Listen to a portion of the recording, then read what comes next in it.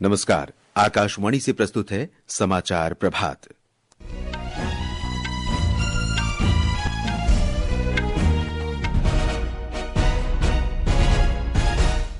मुख्य समाचार। प्रधानमंत्री नरेंद्र मोदी ने कहा, भारत पर्यावरण संरक्षण और सशक्तिकरण के लिए फैशन की दिशा तय करने में अग्रणी भूमिका निभा सकता है। दिल्ली सहित उत्तर भारत में आज सुबह भूकंप के तेज झटके, रिक्टर पैमाने पर तीव्रता 4 मापी गई। कतर के अमीर शेख तमीम बिन हमद अल थानी आज से भारत के 2 दिवसीय राजकीय यात्रा पर रहेंगे। इजरायल के प्रधानमंत्री बेंजामिन नेतन्याहू ने कहा, वो गजा से लोगों को हटाने और फिर से बसाने की ट्रंप की योजना पर काम कर रहे हैं। और महिला प्रीमियर क्रिकेट लीग में गुजरात जायंट्स ने वडोदरा में यूपी वॉरियर्स को 6 विकेट से हराया। समाचार प्रभात के साथ मैं देवेंद्र त्रिपाठी। प्रधानमंत्री नरेंद्र मोदी ने कहा है कि भारत की सांस्कृतिक विविधता देश के विभिन्न भागों में बनने वाले वस्त्रों में झलकती है। उन्होंने कहा कि भारत इस क्षेत्र में पर्यावरण संरक्षण और सशक्तिकरण के लिए फैशन की दिशा में अग्रणी भूमिका निभा सकता है। नई दिल्ली के भारत मंडपम में कल भारत टेक्स 2025 को संबोधित करते हुए श्री मोदी ने ये बात कही। आज पूरी दुनिया सस्टेनेबल लाइफस्टाइल के महत्व को समझ रही है। फैशन वर्ल्ड भी इसके प्रभाव से अछूता नहीं है। आज दुनिया फैशन और एनवायरनमेंट और फैशन फॉर एम्पावरमेंट के लिए इस विजन को अपना रही है। इस संबंध में भारत दुनिया को रास्ता दिखा रहा है। सस्टेनेबिलिटी हमेशा से भारतीय टेक्सटाइल की परंपरा का अभिन्न हिस्सा रहा है। हमारी खादी, ट्राइबल टेक्सटाइल्स, नेचुरल डाइज का उपयोग, ये सभी सस्टेनेबल लाइफस्टाइल के ही उदाहरण हैं। प्रधानमंत्री ने कहा कि फार्म, फाइबर, फैब्रिक, फैशन और फॉरेन का विजन एक मिशन बन गया है और ये भारत के विकास के विभिन्न क्षेत्रों का विस्तार कर रहा है। श्री मोदी ने कहा कि कपड़ा क्षेत्र में भारत का निर्यात वर्तमान में 3 लाख करोड़ रुपए है, जिसे 2030 तक 9 लाख करोड़ रुपए तक पहुंचाने का लक्ष्य है। श्री मोदी ने कहा कि देश के कपड़ा और परिधान निर्यात में पिछले साल 7% की वृद्धि दर्ज की गई। उन्होंने कहा कि भारत आज 6ठा सबसे बड़ा कपड़ा और परिधान निर्यातक देश है। आज हम दुनिया के 6ठे सबसे बड़े टेक्सटाइल और एपरल्स एक्सपोर्टर है। हमारा टेक्सटाइल निर्यात 3 लाख करोड़ रुपए तक पहुंच चुका है। अब हमारा लक्ष्य है 2030 तक हम इसे 9 लाख करोड़ रुपए तक लेकर जाएंगे। लेकिन आज जो मैंने वहां जो मिजाज देखा है, तो मुझे लगता है कि शायद आप ये मेरा आंकड़ा गलत सिद्ध कर देंगे और 2030 के पहले ही काम पूरा कर देंगे। नई दिल्ली और उत्तर भारत के कई हिस्सों में आज सुबह 4.0 तीव्रता का भूकंप आया। राष्ट्रीय सिस्मोलॉजी केंद्र के अनुसार भूकंप सुबह 5:36 पर आया, जिसका केंद्र दिल्ली के पास 5 किलोमीटर की गहराई में था। अभी तक संपत्ति या जानमाल के नुकसान की सूचना नहीं है। प्रधानमंत्री नरेंद्र मोदी ने भूकंप के झटकों के बाद सभी से सुरक्षा सावधानियों का पालन करने का आग्रह किया है। श्री मोदी ने एक सोशल मीडिया पोस्ट में नागरिकों को संभावित झटकों के प्रति सतर्क रहने की सलाह दी और कहा कि संबंधित अधिकारी स्थिति पर कड़ी नजर रख रहे हैं। राष्ट्रपति द्रौपदी मुर्मू ने कल नई दिल्ली में आदि महोत्सव का उद्घाटन करते हुए कहा कि पिछले 10 वर्षों के दौरान आदिवासी लोगों के समग्र विकास के लिए कई प्रभावी कदम उठाए गए हैं। राष्ट्रपति ने कहा कि जनजातीय समुदाय की परंपराएं और जीवन शैली देश की संस्कृति को समृद्ध करती हैं। उन्होंने कहा कि आदिवासी समाज का उत्थान होगा तभी देश विकसित होगा। जनजातीय कार्य मंत्रालय द्वारा आयोजित ये महोत्सव राजधानी दिल्ली के मेजर ध्यानचंद नेशनल स्टेडियम में 24 फरवरी तक चलेगा। आज सुबह दिल्ली एनसीआर में आए भीषण भूकंप के बाद दिल्ली पुलिस ने आपातकालीन स्थिति में सहायता के लिए हेल्पलाइन नंबर जारी किए हैं। एक सोशल मीडिया पोस्ट में दिल्ली पुलिस ने नागरिकों को किसी भी आपातकालीन सहायता के लिए 112 डायल करने की जानकारी दी है।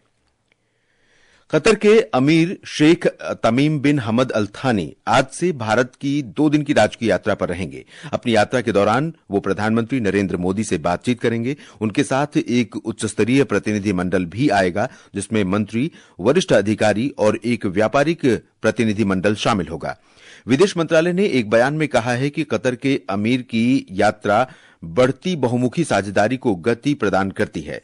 विदेश मंत्रालय ने कहा है कि हाल के वर्षों में व्यापार, निवेश, ऊर्जा, प्रौद्योगिकी, संस्कृति और लोगों के बीच आपसी संबंधों के क्षेत्रों में दोनों देशों के बीच संबंध लगातार मजबूत हुए हैं। विदेश मंत्री डॉक्टर सुब्रमण्यम जयशंकर ने ओमान की राजधानी मस्कट में हिंद महासागर सम्मेलन से अलग कल मॉरिशस, मालदीव, नेपाल, भूटान और श्रीलंका के विदेश मंत्रियों के साथ बैठकें की। डॉक्टर जयशंकर ने मॉरिशस के अपने समकक्ष धनंजय रितेश रामफुल से मुलाकात की और दोनों देशों के बीच दोस्ती को और मजबूत करने की प्रतिबद्धता व्यक्त की। उन्होंने मालदीव के विदेश मंत्री अब्दुल्ला खलील के साथ भी बैठक की। दोनों नेताओं ने भारत मालदीव सहयोग के कई पहलुओं पर चर्चा की। डॉक्टर जयशंकर ने श्रीलंका के विदेश मंत्री विजिथा हेरात से मुलाकात में दोनों देशों के बीच व्यापक सहयोग पर चर्चा की। अपनी ओमान यात्रा के दौरान डॉक्टर जयशंकर ने ओमान, ब्रुनई और ईरान के अपने समकक्षों से भी मुलाकात की। ये समाचार आकाशवाणी से प्रसारित किए जा रहे हैं। ताजा समाचार जानने के लिए आप हमारे social media handle @AIR News Hindi को फॉलो कर सकते हैं। इजरायल के प्रधानमंत्री बेंजामिन नेतन्याहू ने कहा है कि वो गजा की आबादी को हटाने और फिर से बसाने की अमेरिकी राष्ट्रपति डोनाल्ड ट्रंप की योजना पर काम कर रहे हैं।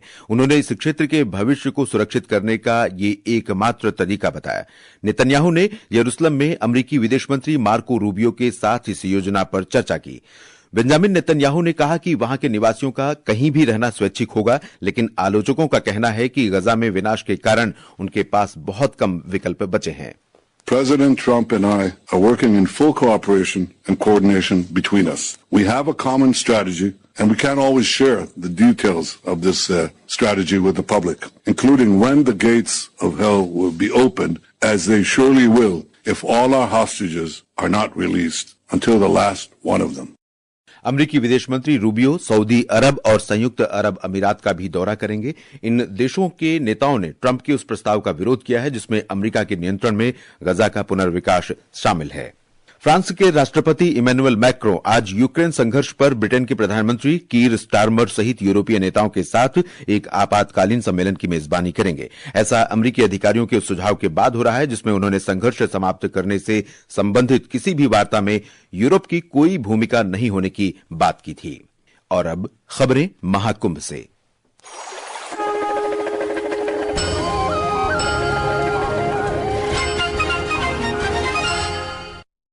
प्रयागराज महाकुंभ में 40,000 वर्ग फीट के क्षेत्र में फैले स्वच्छ सुजल गांव विभिन्न सरकारी पहलों के अंतर्गत उत्तर प्रदेश के ग्रामीण परिदृश्य में आए बदलाव को प्रदर्शित कर रहे हैं।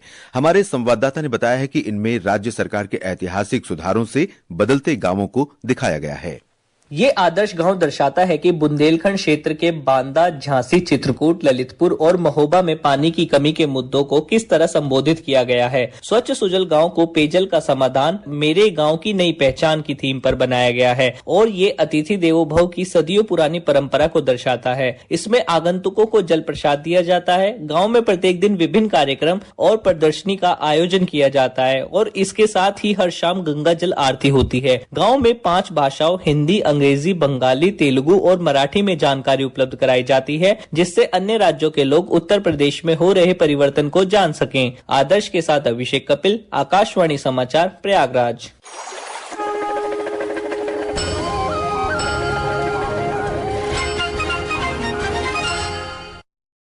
आकाशवाणी का समाचार सेवा प्रभाग हिंदी और अंग्रेजी में अपने साप्ताहिक फोन इन कार्यक्रम पब्लिक स्पीक में आज रात 9:30 बजे स्ट्रोक की रोकथाम और उपचार विषय पर परिचर्चा प्रसारित करेगा।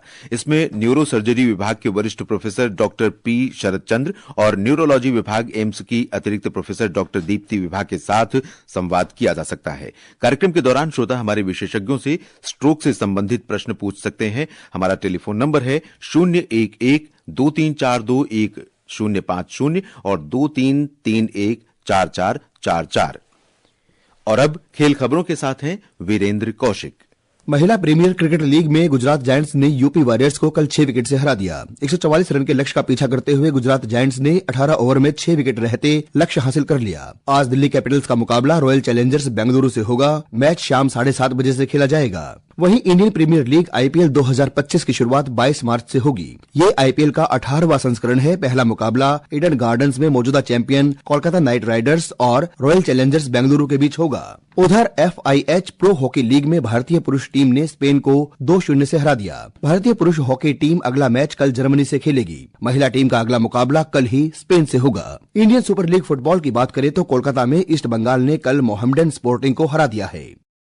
ये समाचार हमारी वेबसाइट newsonair.gov.in और हमारे news on AIR mobile app पर भी उपलब्ध हैं। और अब आज के समाचार पत्रों की सुर्खियों के साथ हैं अलका सिंह। धन्यवाद देवेंद्र। नई दिल्ली रेलवे स्टेशन पर मची भगदड़ से जुड़ी खबरें अधिकांश अखबारों के पहले पन्ने पर है। जनसत्ता की सुर्खी है, भगदड़ के बाद अपनों की तलाश में भटकने की नौबत, मरने वाले 18 हुए। अमर उजाला ने लिखा है, पुलिस का दावा, एक नाम वाली 2 ट्रेनों पर भ्रम से मची भगदड़। राजस्थान पत्रिका का आरोप है, प्रशासन की लापरवाही और भीड़ प्रबंधन की चूक से मची भगदड़। हिंदुस्तान की सुर्खी है, हादसे के बाद भी नहीं बदले हालात, नई दिल्ली, पुरानी दिल्ली और आनंद विहार स्टेशन पर यात्रियों का हुजूम। दैनिक जागरण लिखता है, स्टेशन पर भगदड़ की जांच शुरू, साजिश की आशंका। पंजाब केसरी ने सूचित किया है, महाकुंभ जाने वाली ट्रेनें प्लेटफॉर्म 16 से चलेंगी। दिल्ली में मुख्यमंत्री के नाम पर कल लग सकती है मुहर, हिंदुस्तान ने पहले पन्ने पर दिया है। देशबंधु की खबर है, भाजपा विधायक दल की बैठक टली, अब 20 फरवरी को हो सकती है।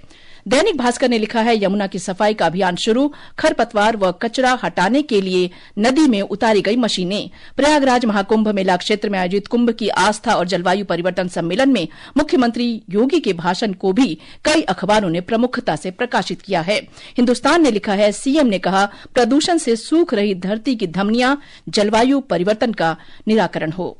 और अंत में मुख्य समाचार एक बार फिर। प्रधानमंत्री नरेंद्र मोदी ने कहा, भारत पर्यावरण संरक्षण और सशक्तिकरण के लिए फैशन की दिशा तय करने में अग्रणी भूमिका निभा सकता है। दिल्ली सहित उत्तर भारत में आज सुबह भूकंप के तेज झटके, रिक्टर पैमाने पर तीव्रता 4 मापी गई। कतर के अमीर शेख तमीम बिन हमद अल थानी आज से भारत की 2 दिवसीय यात्रा पर रहेंगे। इजरायल के प्रधानमंत्री बेंजामिन नेतन्याहू ने कहा, वो गजा से लोगों को हटाने और फिर से बसाने की ट्रंप की योजना पर काम कर रहे हैं।